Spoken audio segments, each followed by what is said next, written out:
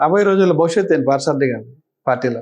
Party భవిష్యత్తు పార్టీలో మీ భవిష్యత్తు ఏంటి? పార్టీకి ఇంతవరకు కష్టపడ్డారు, చాలా కోల్పోయారు. అదంతా గోచరం, బ్రహ్మరహస్యం. చంద్రబాబు నాయుడు గారి మనసులో ఏముందో ఎవరికీ తెలియదు.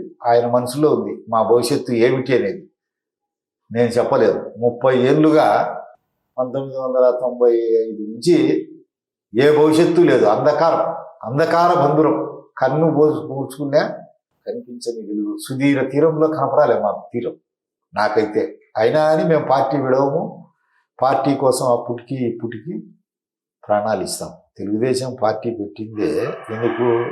కాంగ్రెస్ పార్టీలో సీఎంలంతా ఢిల్లీలో పాదాభివందనాలు చేసి వచ్చాను. నేను ఆంధ్రుల ఆత్మాభిమానం ఆడ తాకట్టు పెట్టాను. అంజయ్యను దొబ్బేసినాడు కదా హెలికాప్టర్ నుంచి రాజీవ్ గాంధీ. అదంతా మీరు ఎరుగుదురు.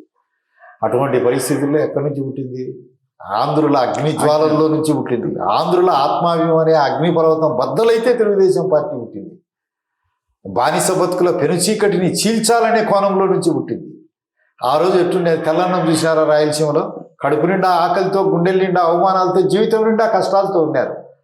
1983 వరకు ఎట్లునే తెలుగు జాతి తల వంచుకొని, తల దించుకొని, తల తుంచుకొని బతికింది. ఢిల్లీలో ఏ గౌరవం ఉండేది? ఏ రోజైనా అడిగినాడా? ఫండ్స్ ప్రవాహం 25,000 కోట్లు అమరావతికి. దానికెంత? పోలవరానికి, రోడ్లకి ఎంత? ప్రతిదీ నిరంతరాయంగా వరద ప్రవహించినట్టు ప్రవహిస్తాడు నిధుల ప్రవాహం. ఇవన్నీ చేసి నిలబెట్టుకోవాలి. అభివృద్ధి జరుగుతుంది అంటే కదా పార్టీ ఇంపార్టెంట్.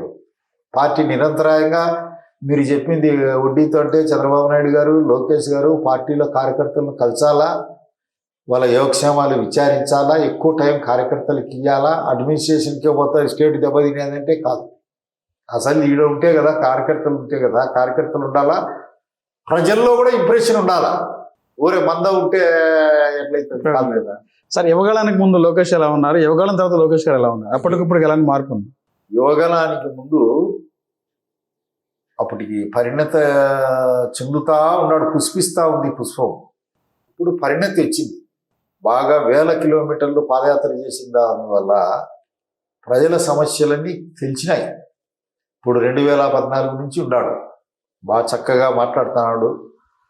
ప్రజలు చెప్పేది ఒక్క నిమిషంలో గ్రాస్ప్ చేయగలుగుతూ ఉన్నాడు. రాబోయే తరానికి ఆంధ్రుల ఆశాజ్యోతిగా వెలుగొందాలనేది మా ఆశ.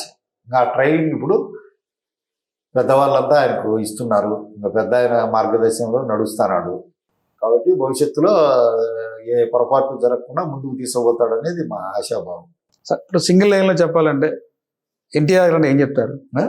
ఎన్టీ రామారావు అంటే ఏం చెప్తారు? ఒక మాటలో చెప్పాలి. ఆయన ఆంధ్రుల యుగ పురుషుడు.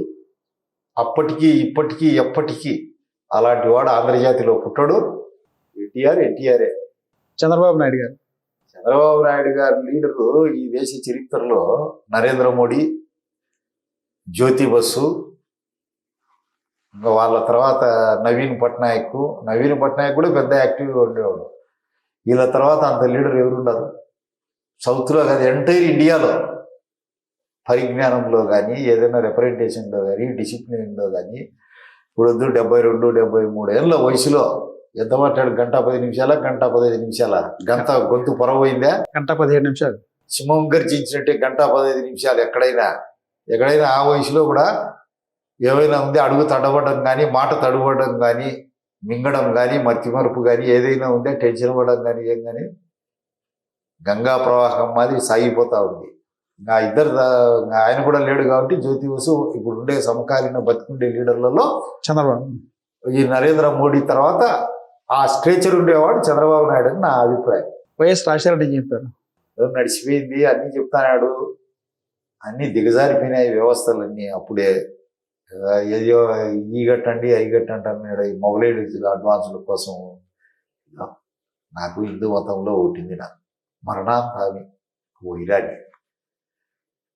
మరణించిన తర్వాత ఎంత దుర్మార్గుడు అయినా కానీ కామెంట్ చేయకూడదు. నా సిద్ధాంతం దాన్ని నమ్ముతా కాబట్టి